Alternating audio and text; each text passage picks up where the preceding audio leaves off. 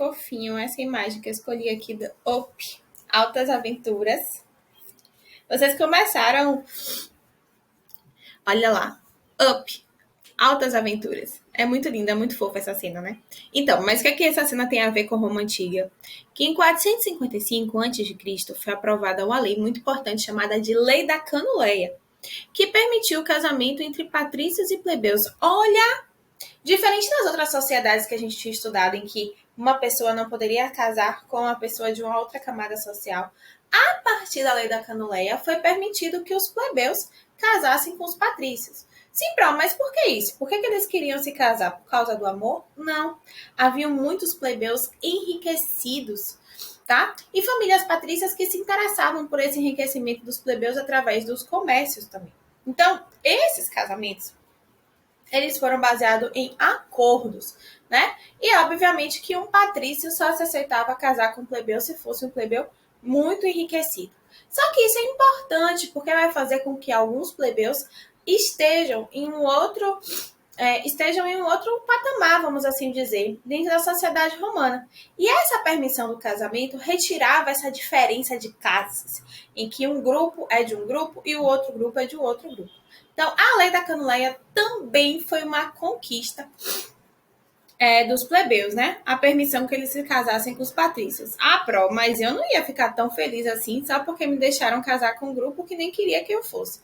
Ok, concordo com vocês. Porém, essa lei permitiu um jogo político muito importante em Roma, gente. O casamento da gente hoje ele é feito por amor. O casamento no passado ele era feito por interesses. Lembre-se que quem organizava o casamento era o pai da noiva que escolhia quem é que ia ser o seu marido. E não era uma escolha livre. E essa escolha ela sempre estava relacionada a interesses econômicos. Sempre foi exagerada, mas na grande maioria das vezes. Então, o casamento no passado ele é um acordo muito importante. Ele faz com que as pessoas mudem da sua condição jurídica. Olha, nesse caso, você vai sair de plebeu e pode se tornar um patrício, né? Porque você se casou com um patrício.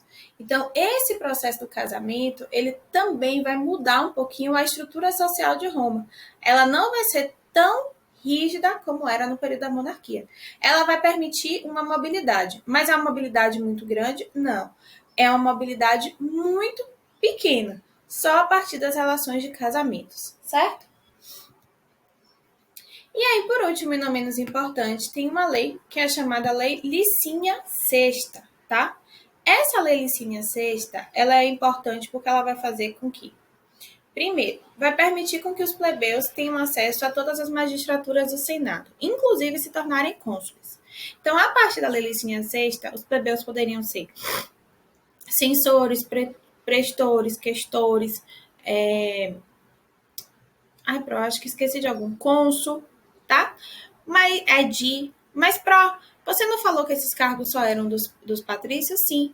Então, o que eu estou mostrando para vocês é como essa república ela foi se modificando. No início, ela era somente dos patrícios, depois das revoltas e vinham essas conquistas, ela vai se modificando. Era muito fácil, ter um plebeu ocupando o cargo de magistratura? Não. Existia até uma lei que obrigava que a cada 2 anos o cônsul fosse plebeu, né, dentro desse conjunto de leis chamado de Lei Licínia Sexta, mas nem sempre isso se realizava na prática.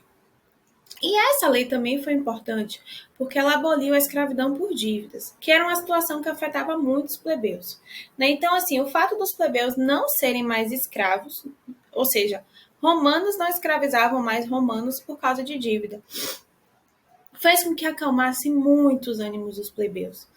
Muito. Mas como assim dívida? Eles deviam o quê? O cartão de crédito? Não. Eles deviam os impostos, eles deviam ao processo de pagar pelas terras que estavam usando, entre outras coisas. Mas essa abolição de você não se tornar escravo, não se tornar propriedade de outra pessoa, de deixar de ser vendido por dívida, mudou bastante a relação entre patrícios e plebeus em Roma, tá? Então, todas essas modificações, elas foram dando uma nova cara para a República Romana. E a gente precisa compreender que isso veio através de luta do povo.